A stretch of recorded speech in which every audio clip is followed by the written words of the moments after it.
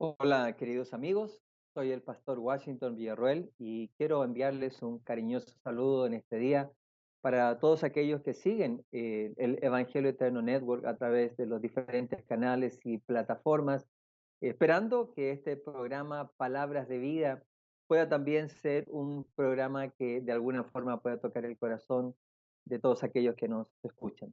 Hoy día quiero hablar de un tema para muchos es un poco difícil de entender por los conceptos que existen en todo el mundo al respecto del tiempo del fin, del juicio, del castigo, y la gente no entiende porque se va casi todos por lo que es la tradición en vez de tener lo que la Biblia enseña. Así que vamos a pedirle a Dios que nos ayude. Voy a hacer una oración de acá, y si usted está en su casa al recibir este mensaje, pues le pido que ore juntamente conmigo. Oremos en este momento pidiéndole al Señor que nos acompañe al desarrollo de este programa. Oremos. Señor y Padre Celestial, te damos infinitas gracias, Señor, por estar con nosotros en esta hora.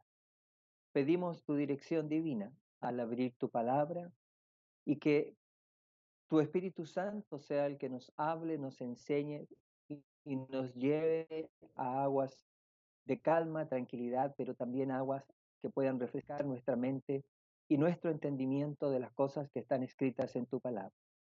Bendice a todo aquel que nos escucha a través de la televisión y también de las redes sociales. Bendice sus vidas, tócalos, Señor, y que esta verdad pueda también traer frutos a sus vidas.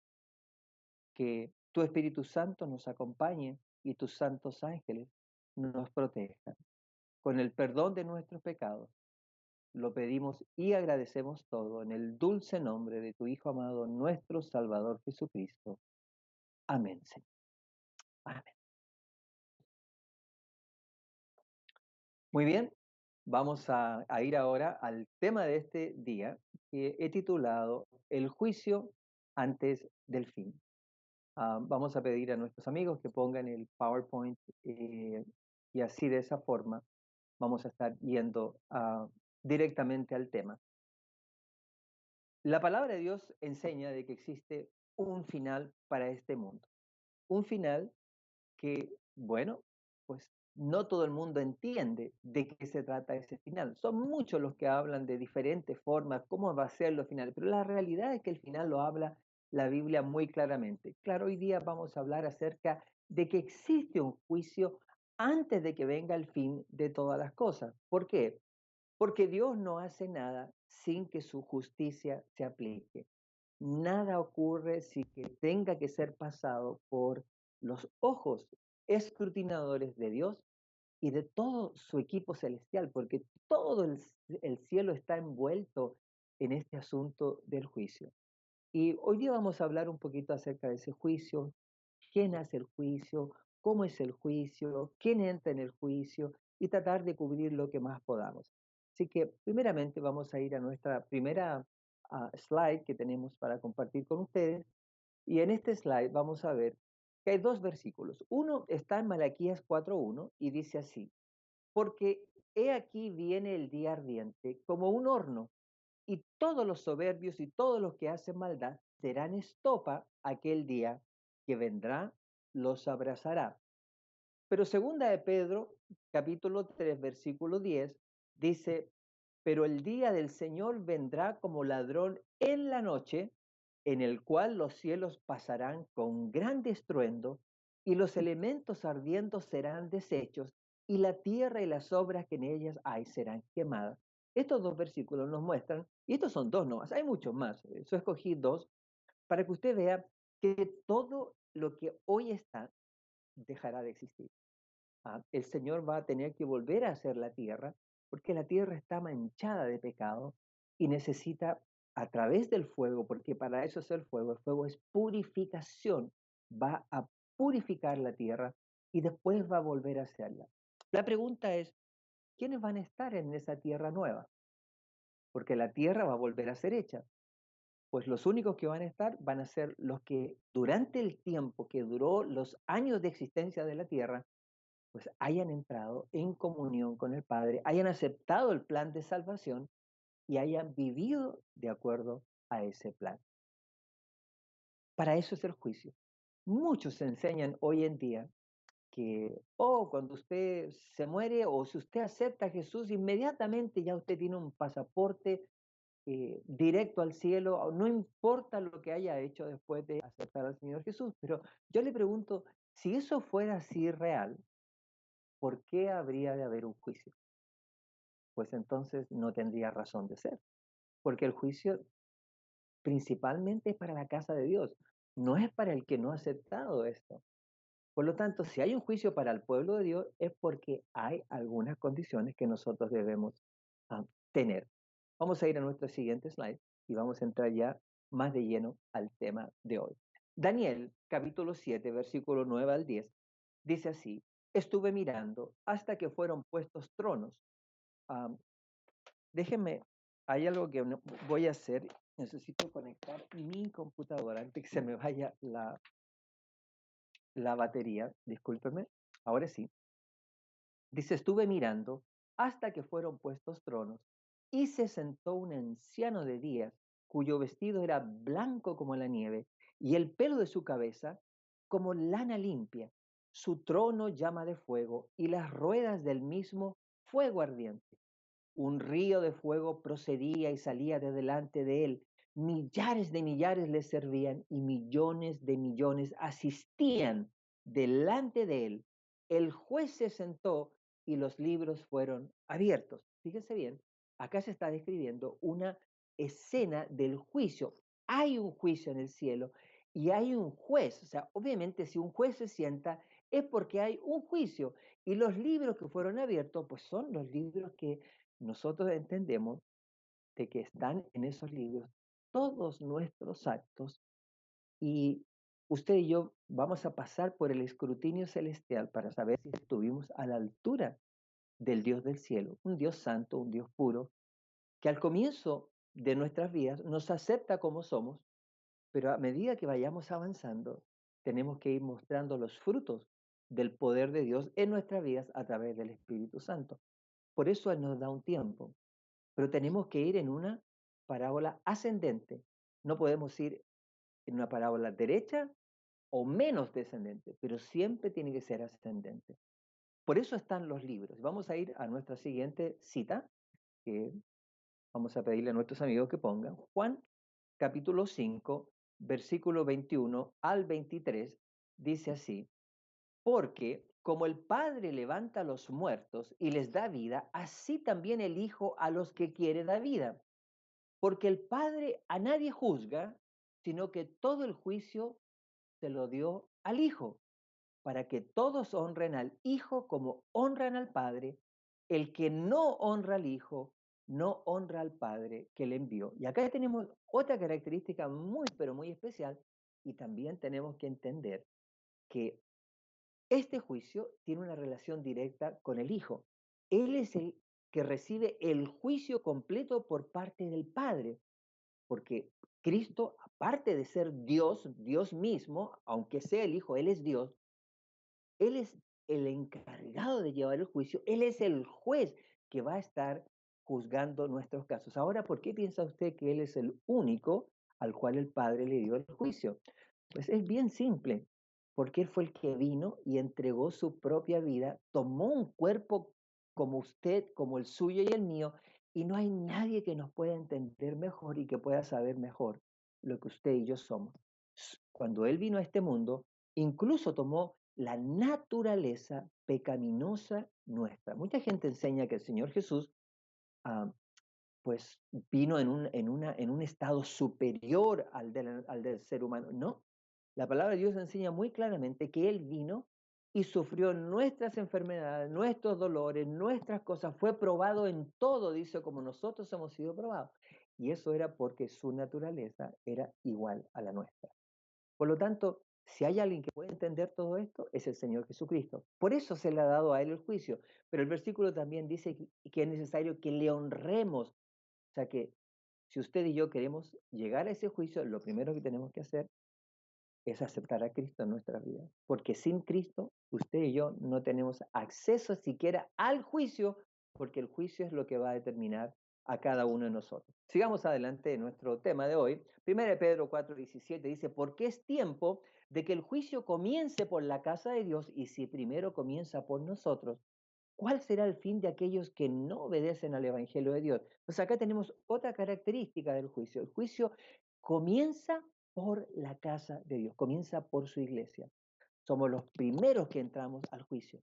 Cuando nosotros entendemos que por haber venido al conocimiento de la verdad, mucha gente dice, bueno, ya convine a este, ahora lo que tengo que hacer es pues esperar ese día y ya, se acabó. Pero no, si hay un juicio, hay cosas que usted y yo tenemos que entender, y eso es de que Dios tiene un plan y ese plan tiene que ser llevado a cabo en nuestra vida. Y ese plan es para transformar lo que tú y yo somos como seres humanos. Vamos a ir a la siguiente slide.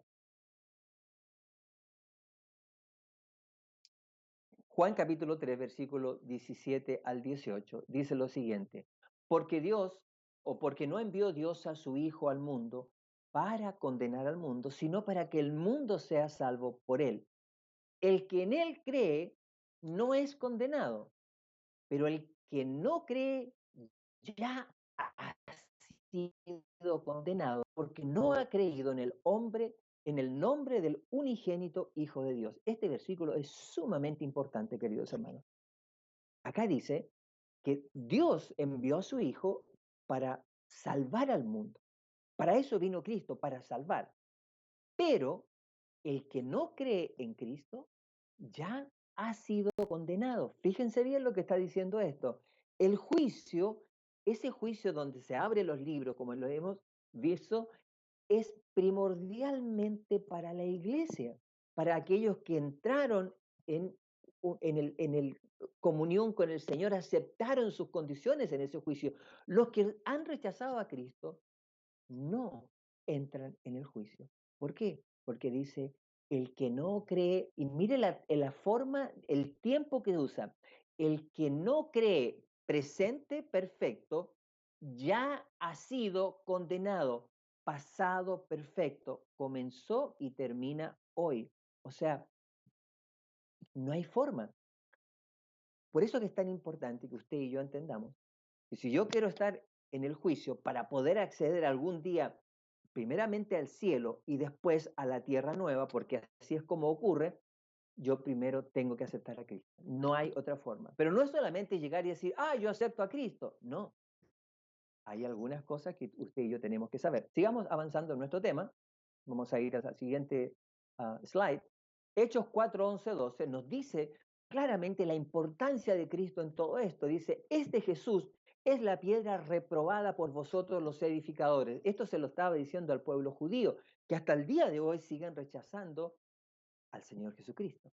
Dice, la cual ha venido a ser cabeza del ángulo. Y en ningún otro hay salvación, porque no hay otro nombre bajo el cielo dado a los hombres en que podamos ser salvos. Fíjense bien, Cristo es la piedra angular de todo el sistema salvífico. No hay nada ni nadie que pueda reemplazar lo que Cristo ha hecho. Imagínense, sin Cristo, usted y yo no tenemos opción alguna. Pero Satanás ha puesto toda clase de mentiras y cosas. Algunos piensan que van a ser salvos por sus propias obras. Falso. Algunos piensan que van a ser salvos porque otros nombres están en medio y pueden también salvarlos. Falso. Algunos piensan que van a ser salvos porque creen que son buenos. Falso. No es bíblico. Por eso es que es tan importante que entendamos cómo va a ser el juicio y de qué forma el Señor lo aplica. Vamos a la siguiente cita. El juicio se lleva a cabo en tres fases. La primera fase se conoce como el juicio investigador, o sea, en esta parte, que a su vez está dividida el juicio investigador en dos fases. El juicio investigador comenzó el año 1844, 22 de octubre de 1844, de acuerdo a la profecía de Daniel 8:14, que fue llevada a la luz también con lo que ocurre en Daniel capítulo 9, con las 70 semanas. No puedo entrar en eso porque si no, no terminaría el tema, pero sabemos y entendemos que ese año 1844 comenzó el juicio investigador y comienza con los muertos.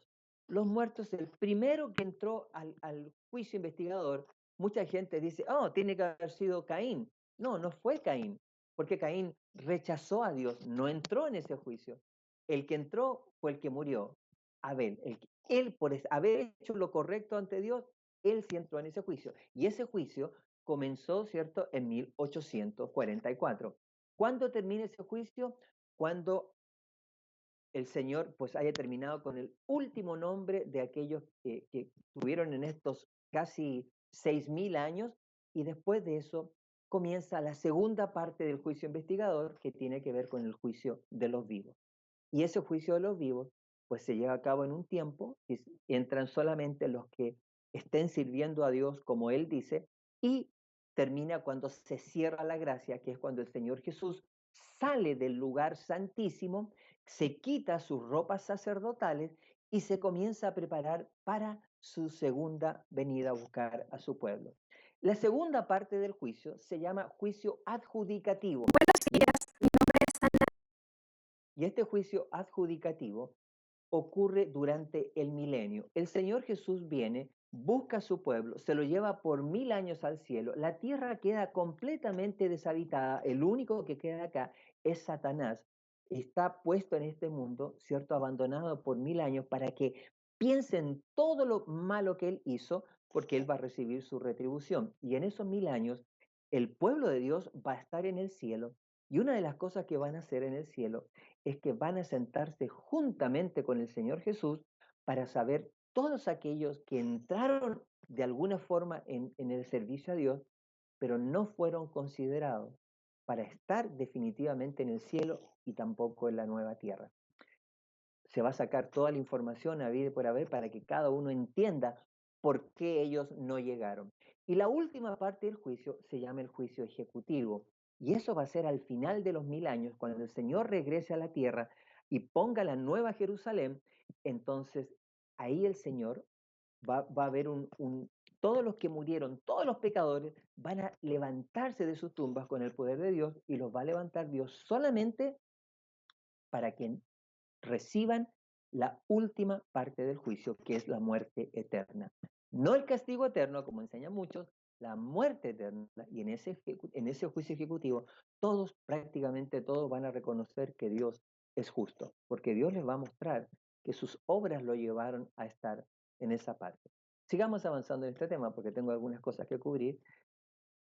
En el libro Cristo en su santuario, la sierva del Señor, en el capítulo La escena del juicio, nos dice: todo el más profundo interés manifestado entre los hombres por los fallos de los tribunales terrenales no representa sino débilmente el interés manifestado en los atrios celestiales, cuando los nombres inscritos en el libro de la vida desfilan ante el juez de toda la tierra. Y aquí hay dos puntos importantes. Uno, nosotros acá en este mundo tenemos que ir ante un juez terrenal, y nosotros nos ponemos sumamente nerviosos y nos ponemos incluso un buen traje para tratar de darle buena impresión al juez. Pero yo le pregunto, ¿estamos considerando nuestra apariencia?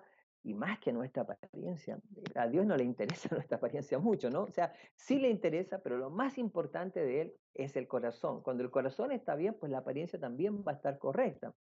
Pero nosotros no le damos tanta importancia a Dios. Nos preocupa más lo que pasa en los juicios terrenales. Eso nos llama la atención, nos pone nerviosos, no podemos dormir si tenemos que ir. Pero ante Dios no nos mueve nada, ni nos preocupamos a veces, ¿no? Y dice bien claro que lo que pasa en ese juicio, mucha gente dice que nosotros vamos a tener que presentarnos, pero no son nosotros, son nuestros nombres, tal como dice la sierva del Señor. Por eso se abren los libros, se va a pasar el nombre, y si usted va a haber libros y se van a anotar las cosas que usted hizo mientras estuvo acá en la tierra. Y basado en lo que esté escrito, es si se va a considerar su nombre o se va a desechar.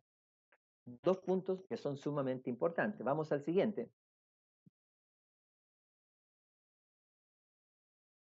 Dice, a medida que los libros de registro se van abriendo en el juicio, las vidas de todos los que hayan creído en Jesús, fíjense bien, los que hayan creído, pasan ante Dios para ser examinadas por Él.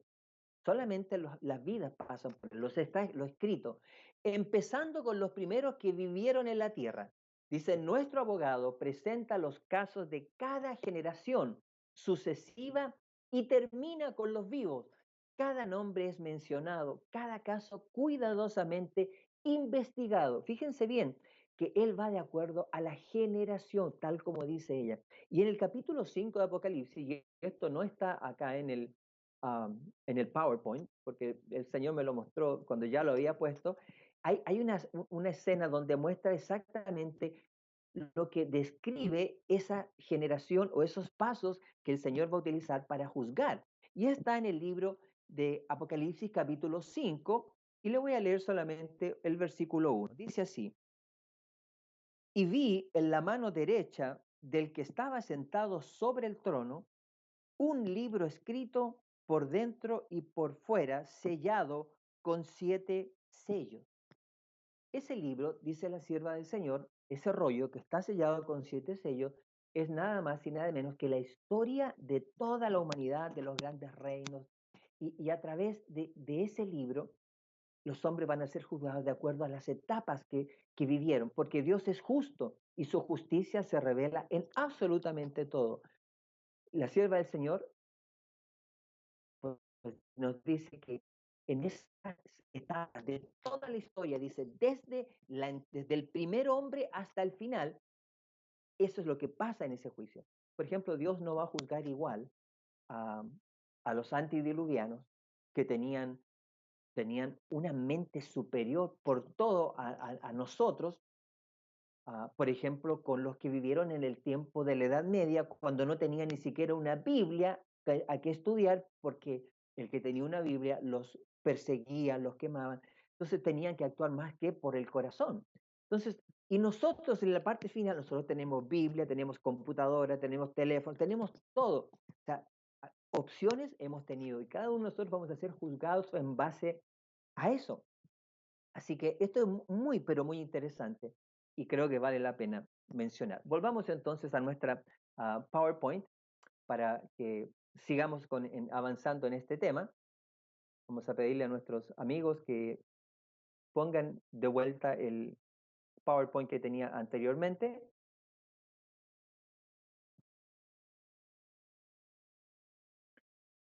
Dice, Cristo en su santuario, en el capítulo, ¿qué casos se consideran? Dice, el libro de la vida contiene los nombres de todos los que entraron alguna vez en el servicio de Dios. Fíjense bien lo que dice acá, hermanos. Acá no dice los que lo aceptaron, dice los que entraron alguna vez en el servicio de Dios. Significa que si tú aceptaste a Cristo, ¿ok? Y en tu vida jamás has dado un estudio bíblico, jamás regalaste alguna cosa para que alguien pudiese ser salvo, jamás alcanzaste a nadie, jamás hiciste nada en la iglesia, siempre lo único que hiciste fue calentar una banca. Lo más probable, de acuerdo a lo que nos dice acá, es que ese nombre no puede entrar en el juicio. Por eso te estoy diciendo, si tú todavía estás, am, digamos, en esa condición, todavía hay tiempo para que la cambies. Ahora más que nunca debemos nosotros entender de que el tiempo en el cual vivimos se necesita de gente comprometida con la causa de Dios. Por lo tanto, si es así, haz lo que tienes que hacer. Jesús dijo a sus discípulos, regocijaos de que vuestros nombres están escritos en los cielos. Lucas 10:20. Pablo habla de sus fieles compañeros de trabajo, cuyos nombres están en el libro de la vida. Dice Daniel, al vislumbrar un tiempo de angustia cual nunca fue, declara que el pueblo de Dios será librado. Es decir, todos los que se hallen escritos en el libro de la vida. Y Juan dice en el Apocalipsis que solo entrarán en la ciudad de Dios aquellos cuyos nombres están inscritos en el libro de la vida del Cordero. Fíjense bien, muchos están preocupados de tener sus nombres inscritos en el libro de la iglesia, pero el libro de la iglesia no es el libro de la vida. nuestro Dios tiene sus propios récords. Y yo puedo tener mi nombre escrito ahí, pero a lo mejor mis obras en el cielo dicen, "Mm, mm". Por eso no tenemos que preocuparnos tanto las cosas terrenales. Tenemos que elevarnos un poquito y nuestra mente y nuestro corazón tienen que elevarse juntamente con nuestros pensamientos. Vamos a al siguiente slide, por favor, para avanzar más rápidamente.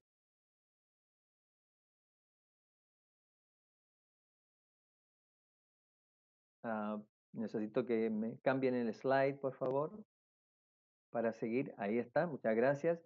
En el libro Cristo en su santuario, eh, dice así: delante de Dios está escrito un libro de memorias en el cual quedan consignadas las buenas obras de los que temen a Jehová y de los que piensan en su nombre. Malaquías 3:16. Sus palabras de fe, sus actos de amor están registrados en el cielo. A esto se refiere Nehemías cuando dice, acuérdate de mí, oh Dios mío, y no borres mis obras piadosas que he hecho por la casa de mi Dios. Nehemías 13:14. Dice, en el libro de memorias de Dios, todo acto de justicia está inmortalizado. Así que el Señor tiene un registro de todo. No hay nada que a Él se le escape. O sea, nosotros podemos pensar lo que nosotros querramos, pero el que tiene el control de las cosas sigue siendo el Señor. Vamos a la siguiente slide, por favor. En el mismo libro, Cristo en su santuario, dice así, toda tentación resistida, todo pecado vencido, toda palabra de tierna compasión están fielmente consignados y apuntados en esos registros celestiales. También todo acto de sacrificio, todo padecimiento y todo pesar sufrido por causa de Cristo. El salmista dice, tú cuentas los pasos de mi vida errante y pon mis lágrimas en tu redoma. Por eso es que es tan importante que nosotros estemos en constante comunión con el Señor. Y Él dice ahí, pon mis lágrimas en tu redoma. No están en tu libro, dice Salmo 56:8. Todo queda registrado, todas nuestras luchas, pero también nuestras victorias, pero también quedan registradas nuestras caídas. Y esas caídas son las que tenemos que ir borrando con el arrepentimiento, la confesión y el alejarnos de eso. Si persistimos en el pecado, pues entonces también estamos cometiendo una cosa terrible para nuestros registros celestiales y lo más probable es que nuestro caso sea también quitado del medio. Vamos a la siguiente. Dice, hay además un registro en el cual figuran los pecados de los hombres. Ahí tienen un registro separado. Pues que Dios traerá, dice, toda obra a juicio juntamente con toda cosa encubierta, sea buena o sea mala. Eclesiastés 12:14. De toda palabra ociosa que hablaran los hombres, darán cuenta en el día del juicio. Dice el Salvador, por tus palabras serás justificado y por tus palabras serás condenado. Otro elemento y otro detalle que mucha gente tampoco considera. Nuestras palabras. Nuestras palabras tienen gran poder, tanto para lo bueno como para lo malo. Y nuestras palabras son registradas en el cielo. Le pregunto, ¿debiésemos estar nosotros preocupados de lo que decimos? Claro que sí. Dice la palabra de Dios que seremos condenados o justificados también por nuestras palabras. Ven, no es solamente una cosa, es un conjunto de cosas. Y si tú y yo no estamos eh, al 100% con esto, pues vamos a quedar a medio camino. Avancemos con la siguiente slide, por favor. Dice en el capítulo ¿qué casos se consideran? Cristo en su santuario. Dice, los propósitos y motivos secretos aparecen en el registro infalible, pues Dios sacará a la luz las obras encubiertas de las tinieblas y pondrá de manifiesto los propósitos de los corazones. 1 Corintios 4:5. O sea que no solamente quedan registradas las obras, también lo que pienso. He aquí dice que esto está escrito delante de mí, vuestras iniquidades y las iniquidades de vuestros padres, juntamente, dice Jehová. O sea que el Señor está preocupado no solamente de las cosas que nosotros hacemos, también está preocupado de las cosas que decimos y las cosas que pensamos. O sea, le pregunto yo a usted, ¿podemos nosotros ignorar entonces esta clase de información? Pues para nada. Debemos seguir igual que todos nosotros, igual que todo aquel que quiera llegar a este mundo, debemos seguir esta instrucción para no quedar fuera. Dice, vamos a la siguiente slide, por favor. El divino intercesor aboga en favor de todos los que han vencido por la fe en su sangre, para que se les perdone sus transgresiones, a fin de que sean restablecidos en su morada edénica y coronados con él coherederos del señorío primero. Miqueas 4:8. Con sus esfuerzos para engañar y tentar a nuestra raza, Satanás había pensado frustrar el plan que Dios tenía al crear al hombre. Pero Cristo pide ahora que este plan sea llevado a cabo como si el hombre no hubiera caído jamás. Pide para su pueblo no solo el perdón y la justificación plenos y completos, sino además participación en su gloria y un asiento en su trono.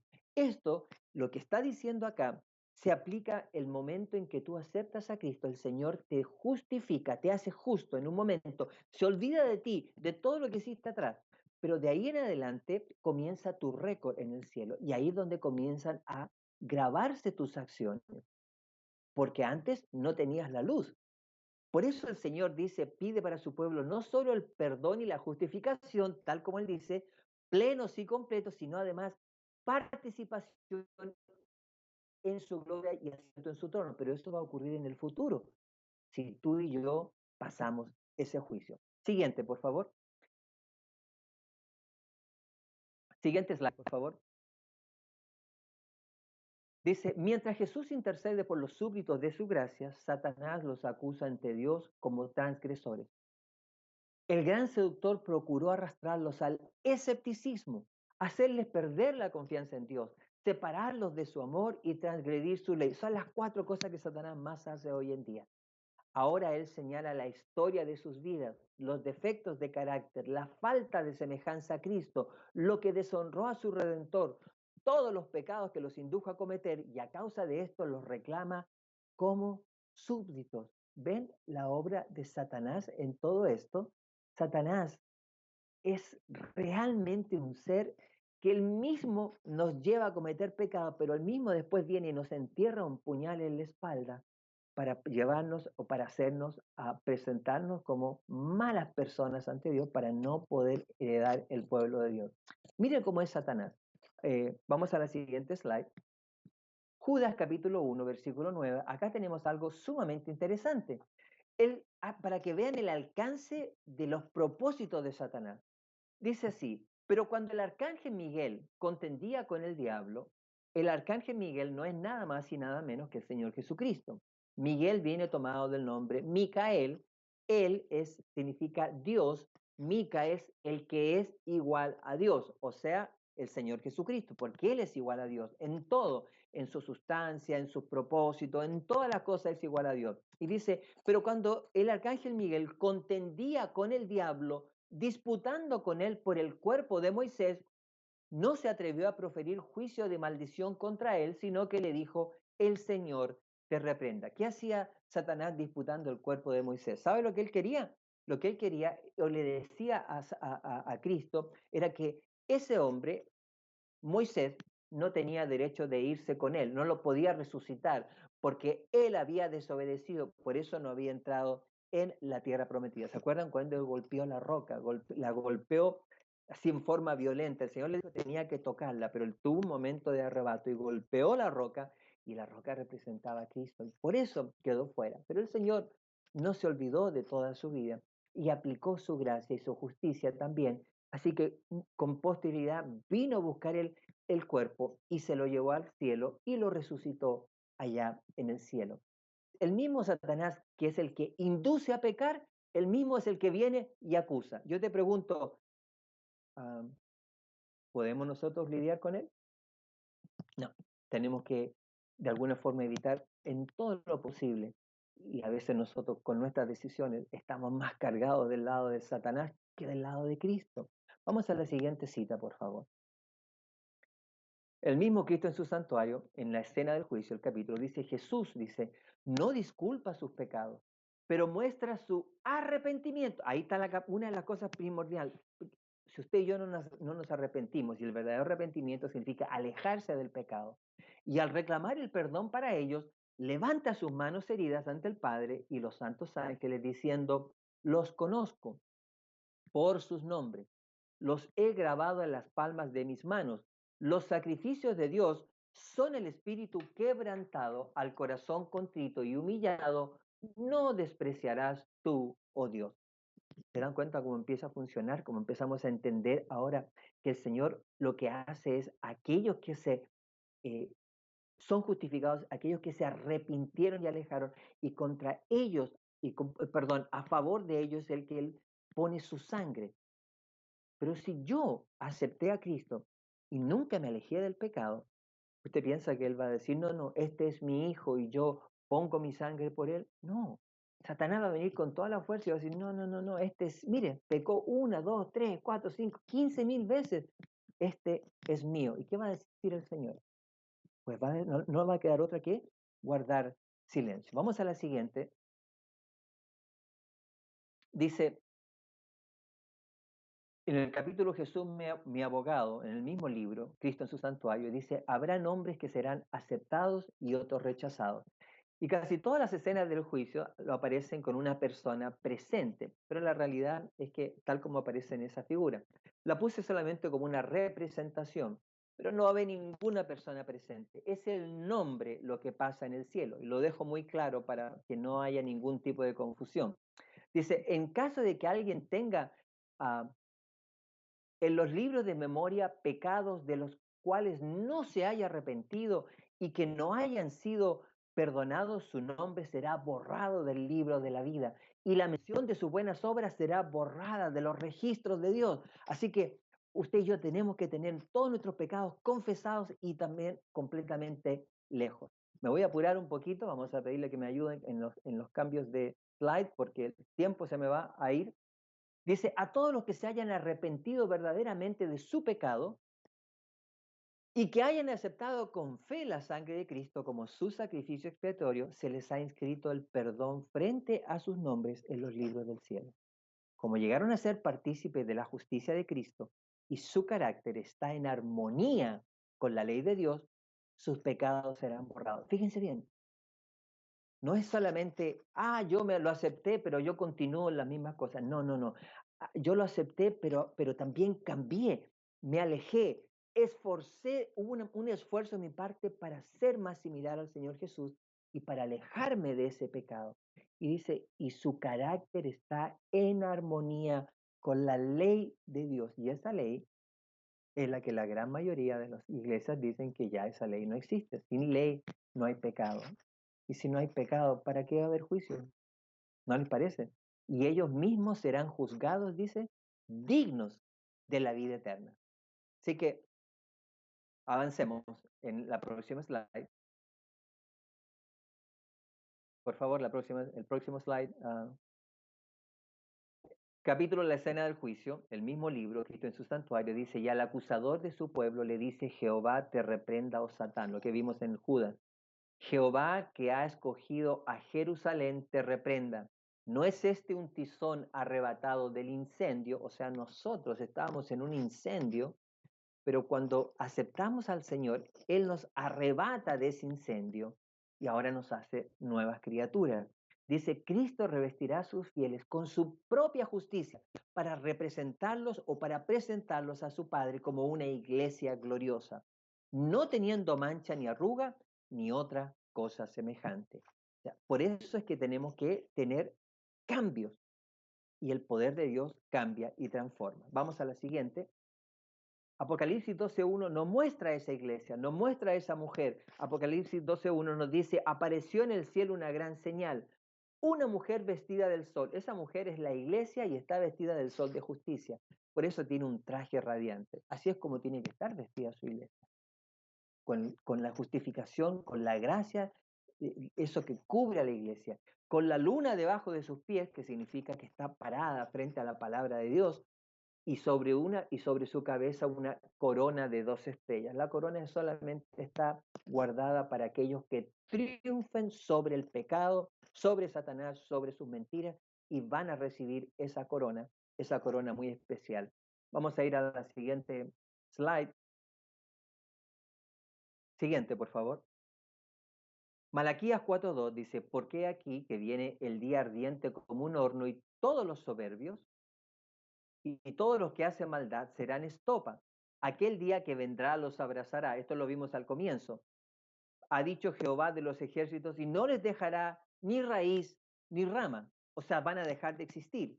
Mas a vosotros, dice, los que teméis mi nombre, nacerá el sol de justicia y en sus alas traerá salvación y saldréis y saltaréis como becerros de la manada. O sea que para poder ser parte de ese pueblo especial que va a estar en el cielo y en la nueva tierra, el sol de justicia tiene que nacer o amanecer en cada uno de nosotros. Entonces vamos a tener salvación verdadera.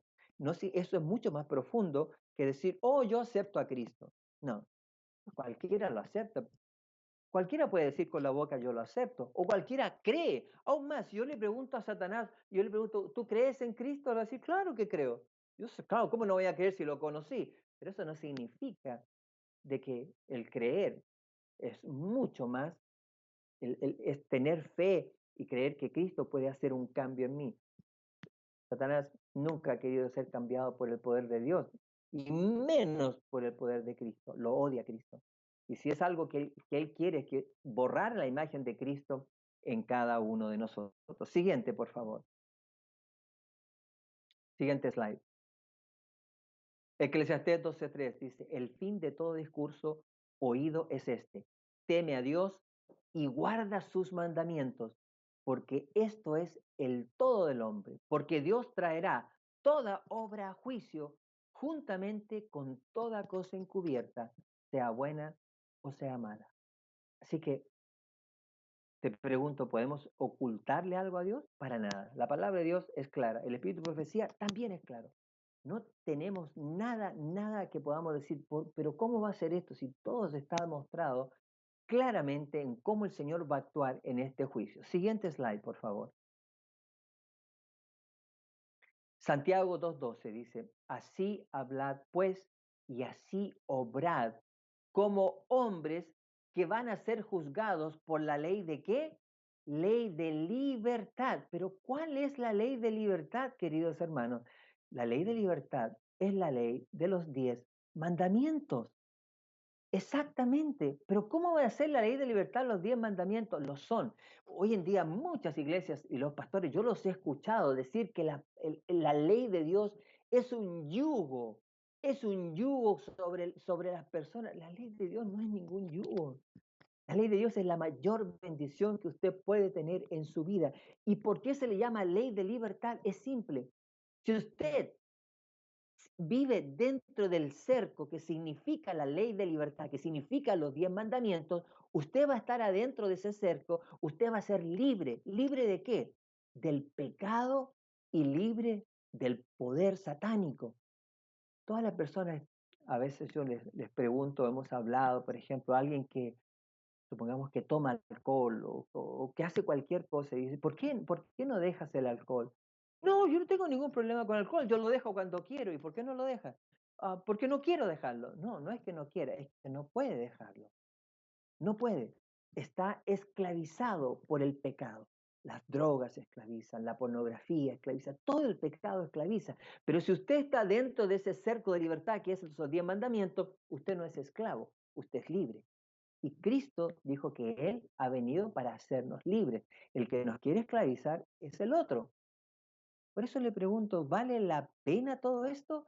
¿Vale la pena vivir en un mundo lleno de pecado cuando todo eso nos va a llevar a la destrucción? Yo pienso que no. Creo que lo que el Señor nos ofrece es mucho más hermoso que lo que ofrece Satanás, que tiene una fecha de expiración. Siguiente, por favor. Cristo en su santuario dice, Jesús aparecerá como el abogado de ellos. Fíjense, Jesús no es solamente el juez, es también ¿qué? Nuestro abogado. O sea que el mismo juez es también el que nos defiende. ¿Le hace sentido a usted esto? O sea, usted y yo tenemos todas las de ganar si entendemos las condiciones para este juicio. Por eso dice, Jesús aparecerá como el abogado de ellos para interceder en su favor ante el Padre. Si alguno hubiere pecado, abogado tenemos para con el Padre a Jesucristo el justo. Primera Juan 2:1.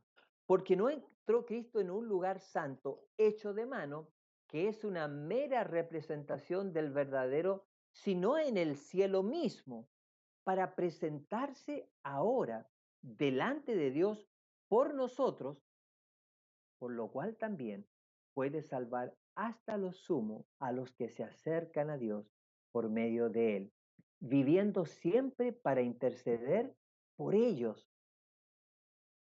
Es algo maravilloso. Esto está basado en el libro de Hebreos 9:24, Hebreos 7:25. Es algo maravilloso lo que usted y yo tenemos como revelación. La revelación es que nosotros tenemos un pasaporte que está prácticamente listo para nosotros, que el Señor Jesús nos entrega, pero ese pasaporte tiene ciertas condiciones y esas condiciones usted y yo tenemos que buscarlas. Tenemos que permitir que Dios haga una obra en cada uno de nosotros. Si no, ¿cómo puedo yo entrar al cielo? Yo le pregunto, si yo acá ah, digo ser santo, pero me gustan cosas que no son santas. Por ejemplo, me encanta ir a un bar, a tomar un trago, a conversar, a hacer vida social, bailar, escuchar música. Y alguien me dice, pero ¿qué tiene eso de malo? Como algunos creen. Hay muchos que dicen, eso no tiene nada de malo. Yo salgo a bailar con mis amigos y tomo alcohol y todo eso. Yo le pregunto, ¿hay en el cielo bares? ¿Hay en el cielo clubes para ir a bailar? ¿Hay este tipo de cosas? No. ¿Qué hago yo en el cielo?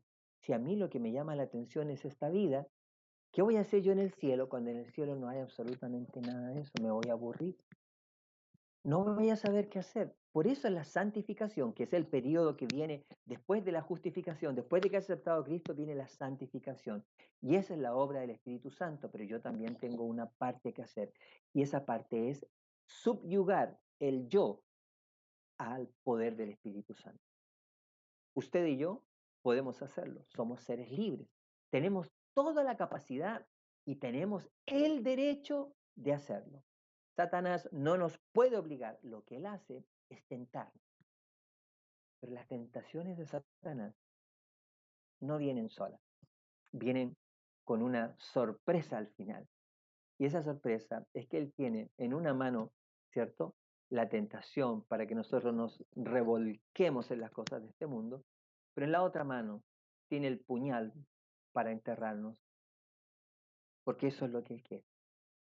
Quiere eliminar nuestra vida espiritual y que el sacrificio del Hijo del Dios vivo no pueda aplicarse a cada uno de nosotros. Miren,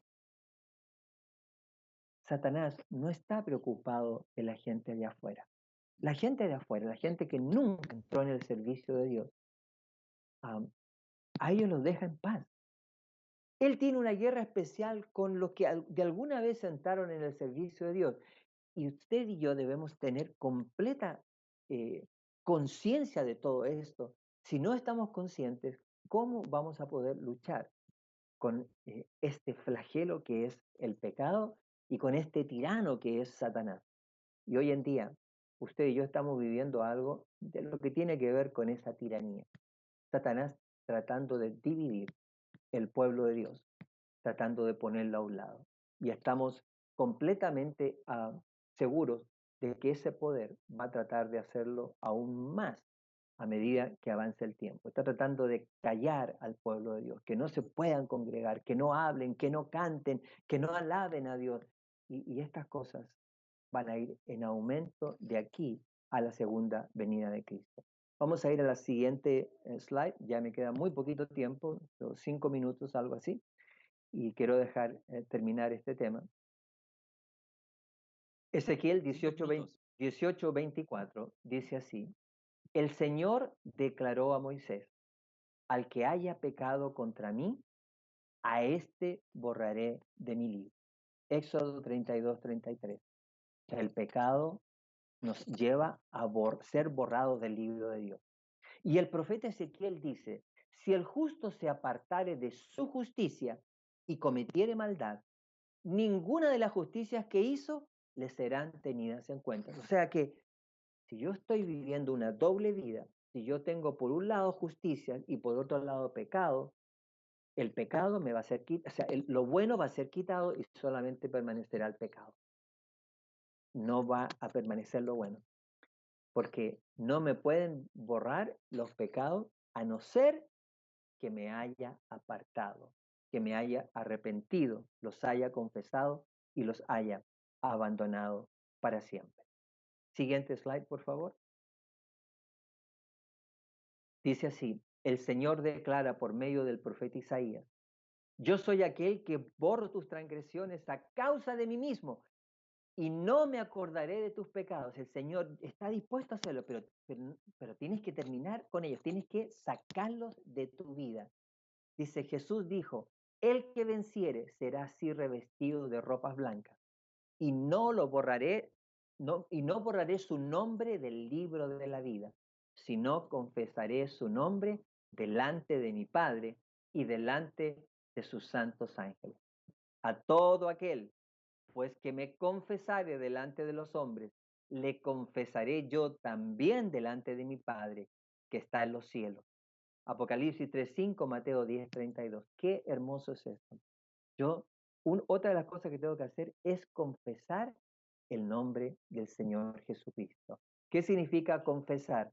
Significa que tú y yo tenemos que estar completamente entregados al Señor. Mi palabra, mi mente, todo mi ser. No sé si queda un slide más.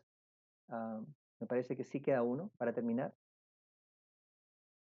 Dice, la obra del juicio investigador y el acto de borrar los pecados deben realizarse antes del segundo advenimiento del Señor, en vista de que los muertos han de ser juzgados según las cosas escritas en los libros. Es imposible que los pecados de los hombres sean borrados antes del fin del juicio, en que sus vidas han de ser examinadas. Así es, muy pronto nuestros nombres van a pasar por el cielo, nuestros nombres van a ser puestos allá y el Señor va a tener que juzgar. Él es el juez, también es el abogado y nuestros registros serán abiertos. ¿Qué es lo que van a mostrar esos registros cuando nuestro nombre sea puesto en el cielo? Pues tú y yo sabemos lo que va a ocurrir. Tú y yo tenemos una idea de las cosas que nosotros hacemos, pero también sabemos que el Señor Jesús nos está llamando e invitando a arreglar nuestras vidas antes de que sea demasiado tarde. Quisiera que me pusieran la última slide de este. Ahí está. Dice, hijitos míos, estas cosas os escribo para que no pequéis, dice. Y si alguno hubiere pecado, abogado tenemos para con el Padre, a Jesucristo el justo. Y Él es la propiciación por nuestros pecados. Y no solamente por los nuestros, sino también por los de todo el mundo. Pero todo el mundo que lo haya aceptado. Y en esto sabemos que nosotros le conocemos si guardamos sus mandamientos, si estamos en la ley de libertad. ¿Entienden? Que sin ley de libertad somos esclavos del pecado. Si somos esclavos del pecado, no le conocemos a Cristo. Si no conocemos a Cristo, Él no puede ser nuestro abogado. Ni siquiera entraremos a tener, ni siquiera podemos tener alguna opción. Él nos conoce cuando guardamos sus mandamientos. Entonces ahí va a decir, esto sí que los conozco. Ahora, si no lo hago, va a decir, lo siento, no sé quién eres. Pero Señor, si yo estaba ahí, lo siento, no te conozco. Por eso debemos hoy entrar en una relación personal con el Señor Jesucristo. tú que estás ahí en tu casa, aunque seas adventista, aunque seas de la religión que sea, tienes que entender esta cosa, de que la relación con el Señor es mucho más que tener el nombre nuestro en un libro de un registro de acá. Ojalá que podamos hacer un esfuerzo mayor para tener nuestro nombre ahí arriba. Una relación diaria con Cristo, una relación diaria con el Espíritu Santo y luchar, hacer un esfuerzo para que el yo pueda terminar saliendo de mí y Cristo pueda morar en nosotros. Que el Señor te bendiga grandemente y que cuando el juicio venga y tu nombre salga, se encuentren solamente las cosas buenas. Perdonado, también fuiste puesto en un lugar especial. Que el Señor te bendiga hoy y siempre.